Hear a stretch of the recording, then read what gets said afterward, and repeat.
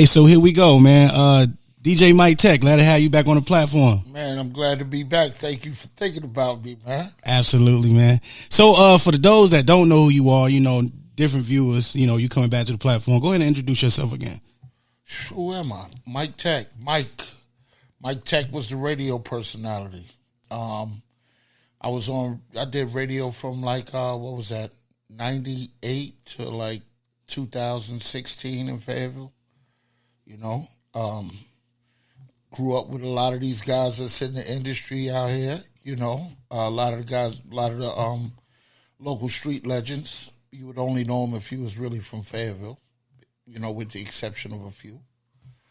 That's it, man. I'm a humble dude, man. I'm out the way, man. I don't want no smoke. No, I ain't set no fires, man. Facts, man. So with that being said, I just want to jump right into it. Let's start right there, man. Let's start with your radio days. How did you get in radio? And yeah. Okay, so I got in radio by accident. I was doing a Fed bid, and they put me in the halfway house on Bragg Boulevard next to Cagney's. And Fed time and state time and Fed rules and regulations are a lot different than state. The Feds they really ain't playing it. When it's time to take urine, and all the things that they did in the supervision is really, you really got to walk a line. So living at that halfway house, I needed to find a job. So I went to the radio. First, I was working at that Kentucky Fried Chicken across the street from Mansion. I liked that job. That was cool. Walk up and down the block. But then I walked to the radio station because I knew some of the guys from before. Because before I went to jail, I was doing parties in Fayetteville. So I went up there to ask them if I can get a job emptying garbage. And I told them that I would pay my own salary, but I got to get a job. Now, mind you, I ain't got no skills and nothing. I ain't never worked a day in my life. But now I had to work. You know what I'm saying? I had to work. So I needed a job, and I wanted to come out the halfway house a little more. So Bobby J, now he's the magistrate, good dude, gave me an opportunity. He said, look, I got a guy that's leaving. Why don't you come in, train, everything works out, get you to do Sundays. I said, perfect. Came in, I trained. The next week, they threw me right in there. And everything else was, it just fell in. I just started taking advantage of situations that were afforded to me. Opportunities. I'm not even going to say situations. I'm going to say opportunities. I did what people wouldn't do. Some of the guys didn't want to come to work at night. I found peace coming to work at night because I didn't have to be in that halfway house. So I worked at the station at night. I was able to get my ones and twos on, by being out to 5, 6 in the morning. Going in there and sleeping during the time when they got that politics going on in the halfway house. So I'm sleeping through that, get up, go to work that night. They didn't give me no problem because I bring them a little paycheck. And then one thing led to another. People started gravitating to me. There was a lot of people in the streets at night, between 12 and 5. There's a lot of trapping going on. That's when all the projects was up. Bonnie Doon was booming.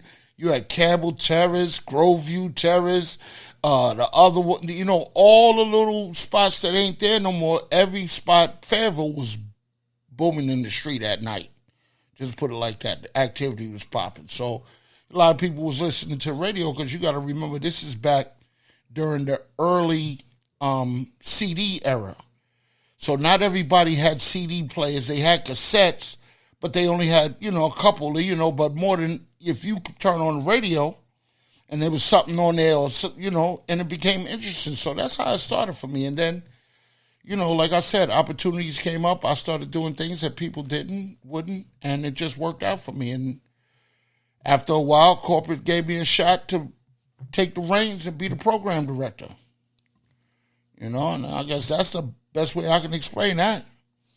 Right. So Foxy was number one, right? Always. You was a part of that. Always. But let me just make something clear. Foxy was number one before I got there.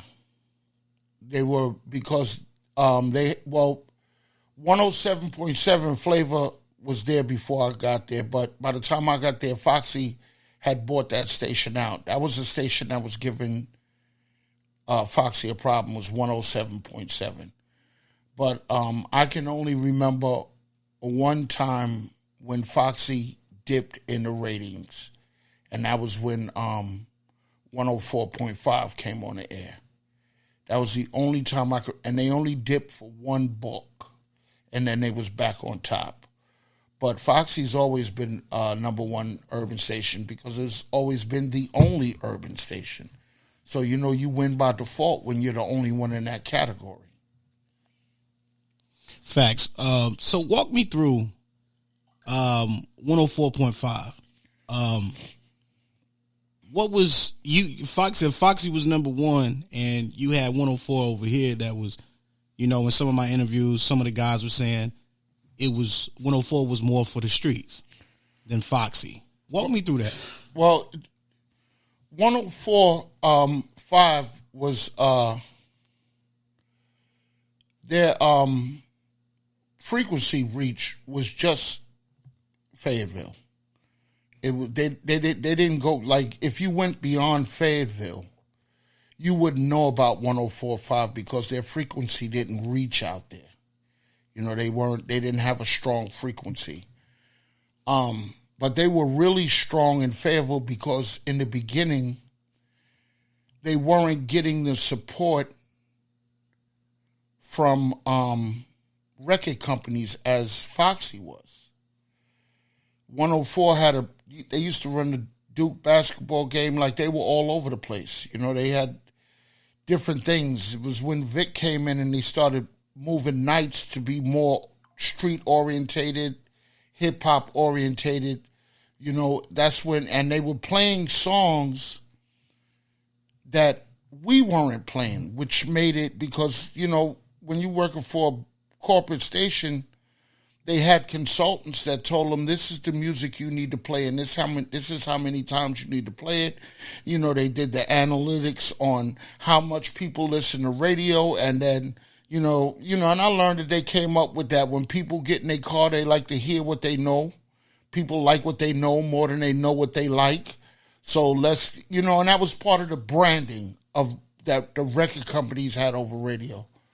Because 104 didn't operate on that level and they didn't have the structure or the money that Foxy had, they did they played local artists. They played newer music that was closer, that I would have wanted to play, that I thought we should have played because I thought this record would be too old. But that's not the way corporate ran that. Like now they do, a dude will come out today, his record will be on the radio tomorrow and play for 2 weeks, and then you don't hear from him no more. Before, you'd hear it until you know someone's name. So they were able to do that. And then they, after they started doing that, they started connecting more with the street cats, doing, playing more local artists, playing more newer joints that, I can remember Crime Family. Carolina's My Home. They played that song until we had to start playing it on the radio. But I had told my boss we need to play it. But my consultants would say, it's not charting. Nowhere in America are they listening to this song. You have to make me believe why this song would and that was the fight that I had on the inside, if that makes sense to you. And they just had a 104. They just had a better situation set up for radio, for listeners when it came to what they did. They had more of a free hand, whereas I had a leash. It was either you do it my way or we'll find someone else to do it. Right. So was there ever a time that you and Vic had any issues? I never had a problem. Like, honestly, Like, how do you have a problem over somebody else shit? You know, and it wasn't like, I never had a problem with Vic. We always spoke, we speak now. We may have been conflicting enemies on radio, but Vic didn't, Vic didn't go to the places that I went. You know, we didn't bump heads in the street or in the clubs or anything like that because that's, you know, and like I said, there was nothing for us to have a problem for. He never had ill words to say. They might have took their bites at me when they were on the air, but that's what competition is, you know. When you got two people that are competing for the same thing, you know, it's a thin line between, for some people, and to not hold a grudge. You know, like those dudes, you know, when you see them, like, why am I holding a grudge? Because if I get fired tomorrow, do we still got beef over this? You know, does that make sense? But no, I never had a beef with Vic. We were competing, air personalities. He was a program director way before I was. You know, he was already situated. Actually, Vic was on the radio when I came to Fayetteville. He was the morning guy. He did the morning show. I met Vic at the Big Apple. He pulled up in a limo. I never even knew him because I didn't really listen. I just did what I did. I never felt like when I listened to them do music, I didn't say, you know, like, oh, I just, you know, I learned and did what I needed to do to try and make it better. I didn't have time to hate. You know, I didn't have time. I didn't even try to entertain that. That's why I try to keep a level ground and keep it neutral with everyone because, like I said, I just finished doing it. I wasn't ready to go back to do no more. And that kind of shit will keep you with some iron in your hand because, like I said, motherfuckers sleep if they want to. Fayetteville niggas is putting niggas down. Yeah, that's crazy. Yeah. Talk to me about the Shockwave. Shockwave was, that was different. It really touched the local artists.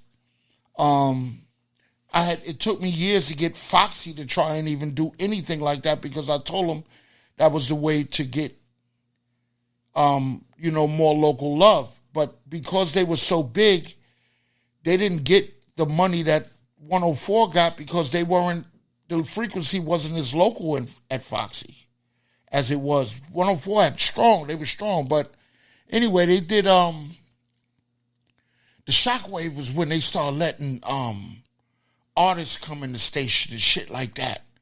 That took it to a whole new level, you know, because you had the Dark Side and the BTSs and the Total Packages and what's that squad? Boom Squad, Doom. What's the squad out there from over there by with J. Cole was in? Oh man, I forgot the name. Bomb Shelter. You had them. You know, you had a lot of different you had Rowdy Rayford dudes. You know, like I said, you had a lot of different crews that at this time, they really wanted to get their shine on. And our radio station, which was the biggest station, which was the station to get on, didn't offer that. He turned the game around when he offered that. So they got a lot of local love. I don't know what they made in sponsorship, but in the end, when they did that, insofar as ratings were concerned, we still had more people listening because, again, the consultants were right that people like what they know more than they know what they like.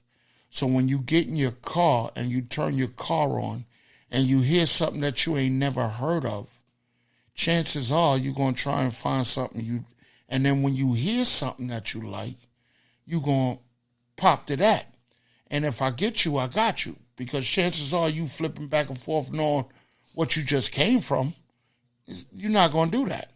You go back and they still on the air. But the good side was that they really connected with the streets. Now, did they connect the dots to make it something that would got them numbers? No. Did they get the bread off of that they should have gotten so far as sponsorship, which was what was driving Foxy? Nah, they didn't get the Nelson and Nelson to sponsor the Shockwave.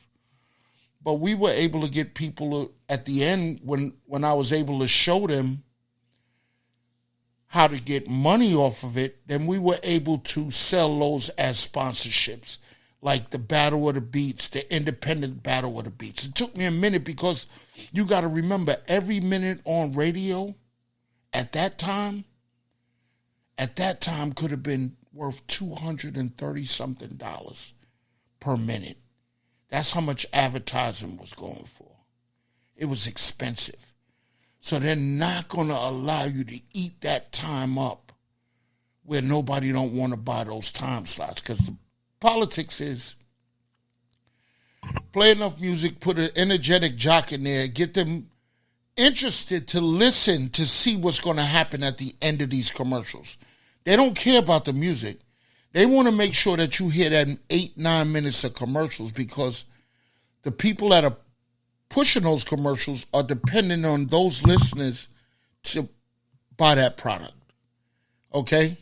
So if nobody's listening to you, it makes no sense for me to spend money, which is where 104 didn't get in at, because even though they had the town, when people, especially nationals, come to buy broadcasting or buy commercials, they're looking for the top 3, maybe the top 5, depending on the genre. But they're not going down the line to the 8th or the 9th person that only has this much listeners and this many people listening for this amount of time an hour. These are all broken down in analytics. You know, that's the part people don't see. So with that being said, yeah, the Shockwave was great for what it did and what it did with the local artists and the community. I commend them on that. That was a big, but it didn't make sense for the station, and that's why Foxy wouldn't let me do it. I begged them for years to allow me to get a time slot for Independent Spotlight, and it didn't come. When we finally did get it, Big Ray was running it. But we couldn't get, Big Ray at some point lost focus. He could have carried it all the way to the end because he had no restrictions. We did it Sunday night between 11 and 12 midnight, which was, nobody's pretty much listening to radio that time of night. So they gave us a shot. We end up getting sponsors for the hour. Tonight's Independent Spotlight is being brought to you by Super Beauty World. Make sure you stop by. They paid for that. It made sense. We were able to sell the Independent Battle of the Beats because certain people mess with those, like the clubs. They knew that during that time of the day or night that we would have people actually tuned in to see what it was going to be. And we gave, was able to play like 5 to 10 independent artists during that time. But it was just hard getting somebody in there to work for that hour to do that. To be consistent, to make it work. And when it started falling apart, we just had to, because everybody thought it was favoritism, but it was a criteria that you had to go through, because again, it wasn't like 104, you can come through the door, we stand on the stairs, we all out in the front smoking weed or whatever we doing over there. I could just imagine everything that went on, but I just know the people that went there. So I can imagine that, they wasn't conforming to anything, because that's just who they was, and I get it. But when you in a corporate setting, that type, then maybe now it might be tolerable to a certain level because that's what you're getting. But then Foxy didn't want that. You couldn't even get past the front gate. And then they started putting the little magnetic locks on the door, so you just couldn't even walk in the building. And they separated us so far from people that were coming to see us that, you never got that far. It would be at the gate. You'd be at the door. And they, so they wanted you, bring your CD up here. And if you want to get credit for it, it'd be in your best interest to get a watermark on it, one of those stamps, so that when it plays, people can see your song playing on the analytics. If we could show that people like this song, if people start requesting this song, then we could show the consultants that this is a song that we need to play. I'll give you an example. When 50 Cent dropped In the Club, remember when he dropped that In the Club? Absolutely. Do you remember how frantic everybody was going? Huh? Yeah. You talking about for the In the Club joint? Do you know we were one of the last stations to get on that record? I had to tell a consultant in a meeting that I just went to New York and I heard that record on every radio station from Raleigh and then back. If I didn't hear it every hour, I heard it twice an hour. That's how. But my consultants had yet to see the stats. But when they saw the stats, and it was like, yeah, we need to be playing this record. And then we, and that was my first time getting my foot in the door where they understood that we understood our market. So that's when they started pulling back the leash because they needed help now. They're not listening to music. They're looking at numbers. You see what I mean? They don't feel that vibe. I'm in the street. I know the vibe. I know what this is getting when you play it in the club. I know how niggas is acting when these niggas start performing in the club. Cultivating them was a different story. But I know when them niggas got out and got up, it was on, all of them. So, if I'm not mistaken, when you was at Foxy Program Director, Tommy G was there. So, go ahead and let the people know, like, who was all under you. Okay, so when I became program director at the radio station, it was DJ Capri. It was Capri, it was Ray, it was Jane, it was Tommy G, it was G Money, it was Tish Monroe, it was Emanata Iron Butterfly, it was Lamont Swing. I'm hoping I'm not leaving nobody out. And it was Gilbert Bass Jr. And I think, and it was UB. UB was also under me when I became program director. So you don't remember K-Mac being there? K-Mac was, well, you know what? You said when I became program director. Right. When I became program director, was K-Mac still with us? I don't know if K-Mac was still there or... Because there was an incident that happened in... When I interviewed K-Mac in the previous interview, K-Mac was telling me about a time that an artist, T.I. came to town and... I remember that. You had went out to dinner with T.I. out. Absolutely. And so... I think I was interim. K-Mac was there. So walk me through that. What happened was...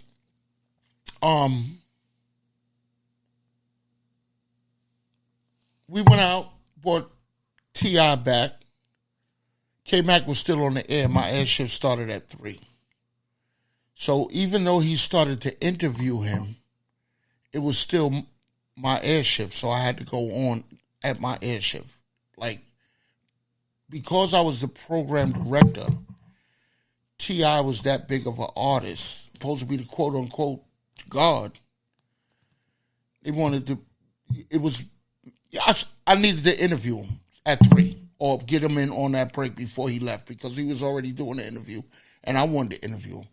During that time, that's when the reality where people were asking artists harder questions. And this was my bad because I took myself out and put myself in a radio jock mode. And what happened was T.I. he had just came back from them gun charges and he was on his way back. And I was asking T.I. if the image that he was presenting, because you remember we're in a Bible Belt, Foxy. So we're not doing too much over the top at that time. And I asked him if this is the image that he wanted to portray for the kids. Is this, is this what, because you literally, I wanted to ask him those questions to see, because we had a lot of people, and during that time, like I said, I took myself out of that, and T.I. got upset. Rightly so, because at that time, there was nobody asking these guys direct questions. Okay? And only one that was doing that or getting on that level to asking hard questions was Charlemagne. The first person that, when I saw what happened when, I forgot his name, Shaka Zulu with Game and Jimmy Henchman, when they came in the DC radio station, and Jimmy Henchman had the Bluetooth in his ear, they was blinking, and he was like, damn, man, you look like an alien. And Jimmy Henchman didn't like that, because Jimmy Henchman was from Haiti. And during that time, that's what they, people from foreign, they was aliens. So that was the first shock jock shit, but with Charlemagne, he was asking hard questions. So I didn't think the question was that hard to ask him, but that wasn't the type of interview he had just came off of. He hadn't come off that with with K-Mac, because I believe K-Mac was asking him more questions about the album and the features, which I should have been in line with. But I thought at that time, during that time, when T.I. was like, I want to say he was probably like one of the biggest artists to ever during that time to have got caught up in some bullshit like that, machine guns and shit going that's never been heard of in hip hop. They might have caught, Queen Latifah got caught with a gun, Busta got caught with a gun, Tretch got caught. You might hear about artists getting caught with guns, but that right there was the biggest thing in hip hop, aside from 50 being shot, and that shit with him. But that was the biggest, and I wanted to ask him the kind of image, because at that time that was when I guess radio was looking. They was like, "What's the image of this artist? Like, we can't play we couldn't play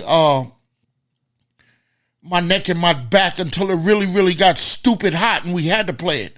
But because of what the song was saying, my neck, my back, lick my pussy and my crack. So it was the image with the radio. So at that time, I thought that was the right thing to do with T.I. I didn't have a problem with K-Mac. K-Mac's situation was totally different from that. But that was my situation with T.I. And I remember that because I know, I'm going to sit there and tell you, I asked the wrong question at the wrong time, and he got upset. I wasn't worried about anything happening, but I'm just glad he didn't take it somewhere else, because I remember him looking at me and say, "What you asking me, bro? Bro, what you asking me? What are you asking me?"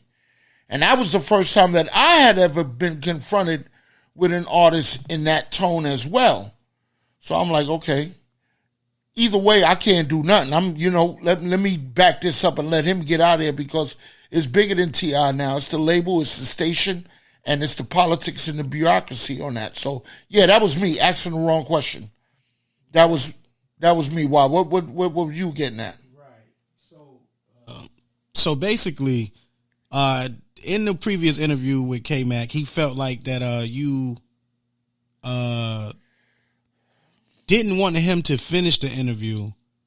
Basically, wait, and he felt like that you was trying to take his shine on that moment while interviewing T.I. Can you walk me through that? It was because the timing was not good. K-Mac was getting the interview at the end of his shift. I just told you my shift was started. So we got him in there because you got to remember, we just went out to dinner with this dude. He just getting home and he running promos. So I wanted to ask him that question. And K-Mac was eluding that question. My question to T.I. was, what kind of image are you trying to present? Because before the gun thing, T.I. was he was that dude. that came home and turned his life around and started getting all that bread. Nobody knew the side of him getting that, so I wanted to ask that. Me moving K-Mac out of the way had nothing to do with K-Mac or me stopping him getting his shine. I've never been on that. It's just that after taking this guy out to lunch, getting him back in the studio, trying to get an interview, by the time K-Mac got to the questions, it was 3 o'clock. I didn't tell him to stop interview him during that time because overall we need to get T.I. on the radio and get an interview.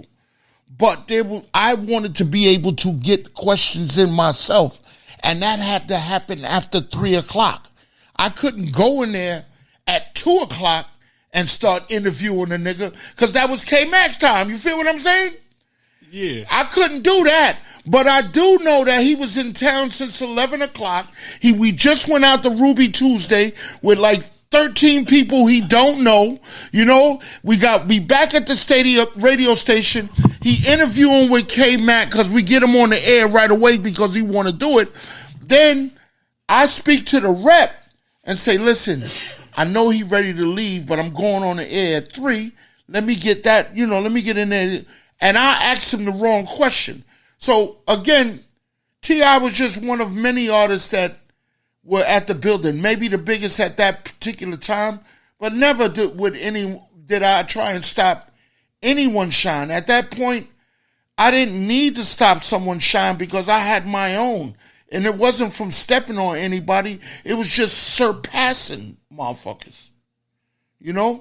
I don't even know where, and if he felt like that, then let me tell you on camera, that wasn't my intention, and I apologize for how you felt. But that's not what I was doing. I was following, and he knew it was 3 o'clock. 3 o'clock was my time to go on the air. So I wanted to ask that question, and I thought it was important for the people that were listening. Because although there was a lot of people that liked T.I., he had to still rebuild his brand as not being the dude that's running around with submachine guns. You nobody wants to see their favorite artist or someone do that or be in that position. You just, like they do now, you just let me down. With all the artists that have went under. When that happens, it's a character assassin for some. Some people could wear it as a badge of honor, but a lot of people fall to it. But in my aspect, like I said, in my field, at that time I'm a journalist. I got to bring that info. So I'm going to ask the question that you weren't able to ask because I know some people want to know with him or at that time, what are you teaching my son? Why should I let people listen to you? Why? You know what I mean? That was the question, but it had nothing to do with that time. It had nothing to do with it. And if it did, I would tell you that the nigga he was getting too big or he was Absolutely. I would tell you. Absolutely. Jane Doe was there. You had to fire Jane. I had to get rid of Jane because of corporate budget cuts. They came to me one morning and they told me, they said, Mike, you have to get rid of, I think it was like 2 or 3 people I had to get rid of. And he told me I had to come back upstairs and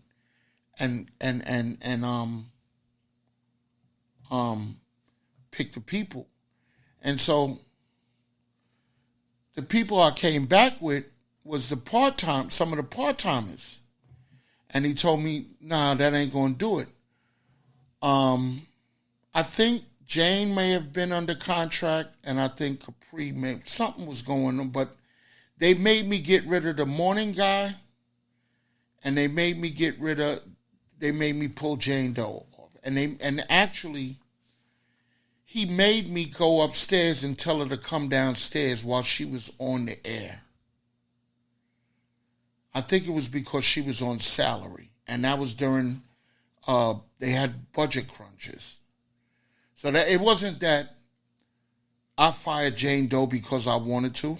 I didn't want to. I mean, in the end, I was pushed to the point where I thought that I needed to save my job, But no, I thought Jane was a great asset to Foxy. You know, she had a lot going on as everyone else, you know, but she came through and she punched her numbers, you know.